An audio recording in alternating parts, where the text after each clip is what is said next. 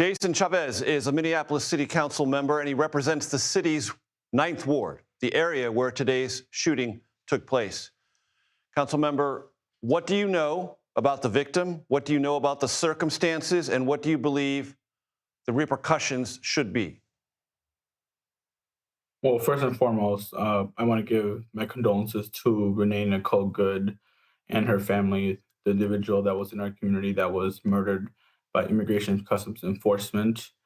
The behavior of these ICE agents in our neighborhood is creating an unwelcoming, unsafe, and disgusting behavior that is only tearing our families apart. And as you saw today with these videos, has taken the life of a community member here in Minneapolis. What needs to happen right now is we need justice. We need this ICE officer arrested and fired immediately from ICE. And we also need to make sure that our community members continue to patrol our neighborhoods here in Minneapolis and across the state to make sure that ICE isn't kidnapping more of our neighbors. Threshold question for you, Mr. Chavez. Do you believe ICE has any legitimate authority in Minneapolis ever? The work of tearing our families apart, the work of separating families in the city and in the state, the work of picking up mothers at bus stops, folks running food trucks, folks driving to work is inhumane behavior and has no place in the city. Even if it is in furtherance of enforcing existing federal immigration law? The work that they do is tear families apart, and that is not work that, as a city elected official, I will ever support.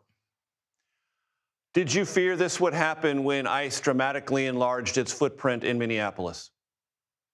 Yeah, they have a whole bunch of folks as ICE agents that don't know how to do their jobs, that are untrained and unqualified. And the behavior that we saw today and we're seeing across our state is a bunch of rookies that don't know how to even do their jobs and are creating terror in our community. So this is not surprising at all. You said murder. Why do you use that word? This was murder by ICE officials. They did not need to shoot somebody that was leaving the scene. How do you interpret what the video shows? It shows ICE being untrained, unmanageable, and not being able to de-escalate a situation. They need to be held accountable, arrested, and fired. And what recourse does the city of Minneapolis have if that doesn't happen? And who do you believe the arresting authority can be or should be? No! My hope is that the state takes charge of this and makes sure that these individuals are fired or that these individuals are held accountable by the law. Member of the Minneapolis City Council, Ward 9, Jason Chavez, I appreciate your time, sir. Thank you. Thank you. Anna Schecter joins us now. She's the head of CBS News' Crime and Public Safety Unit. Anna, you've been following this all day. Your impressions of what is visible, what the investigation will do going forward, and do you suspect that there could be a clashing of federal and state equities here because there are very sharp divisions about who's responsible and what actually went down? That's an excellent question, Major, because already we've seen a clash of narratives. You have the mayor and the governor of the state of Minnesota telling a story about a murder that occurred, and we just heard from a city council member as well. And then you have something completely different. Almost immediately after the shooting, you had Kristi Noem and Donald Trump posting to Truth Social, and Noem posting to X a statement describing what happened as domestic terrorism and saying that the victim of the shooting was running over the agent. Now, I've seen 3 angles so far.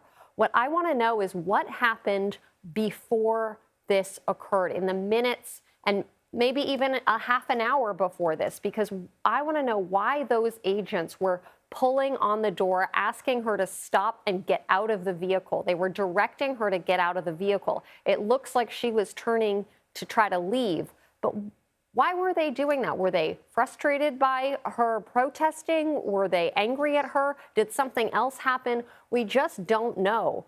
But certainly from at least two of those angles, it does appear that she was trying to drive away.